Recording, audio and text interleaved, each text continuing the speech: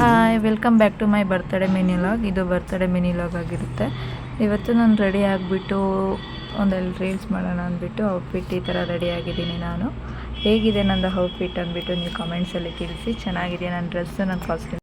ಹೀಗೆ ನಾವು ಸಿಂಪಲ್ಲಾಗಿ ರೆಡಿಯಾಗಿ ಇವತ್ತು ಬಾಬಾ ಟೆಂಪಲ್ಗೆ ಹೋಗಬೇಕು ಅಂತ ನಾನು ನನ್ನ ಮಗ ನಮ್ಮ ಮನೆಯವರು ಬಾಬಾ ದೇವಸ್ಥಾನಕ್ಕೆ ಹೋಗಿ ಬಾಬಾ ಅವರ ದರ್ಶನ ಮುಗಿಸ್ಕೊಂಡು ನಾನು ನನ್ನ ಮಗ ಮನೆಯವರು ಎಲ್ಲ ಬಾಬಾ ಅವರ ಆಶೀರ್ವಾದ ತೊಗೊಂಡು ನೆಕ್ಸ್ಟ್ ನಾವು ಐಸ್ ಕ್ರೀಮ್ ಪಾರ್ಲರ್ಗೆ ಹೋಗಿ ಐಸ್ ಕ್ರೀಮ್ ತಿಂದ್ಕೊಂಡು ಒಂದು ಸ್ಪೆಷಲ್ ಕಟಿಂಗ್ ಮಾಡೋದಕ್ಕೆ ಪ್ರಿಪ್ರೇಷನ್ ಮಾಡ್ಕೊಂಡು ಕೇಕು ನಮ್ಮ ಅಕ್ಕ ಮತ್ತು ಹಾಗೆ ರಿಟರ್ನ್ ನಾವು ಮನೆಗೆ ತಂದಿದ್ದು ಕೇಕು ನಮ್ಮ ಮನೆಯವ್ರು ತಂದಿತ್ತು ಒಂಥರ ಸ್ಪೆಷಲ್ ಆಗಿತ್ತು. ನನಗಂತೂ ತುಂಬ ಖುಷಿ ಆಯಿತು. ನೋಡಿ ಹೇಗಿದೆ ಕೇಕು ಅಂದ್ಬಿಟ್ಟು.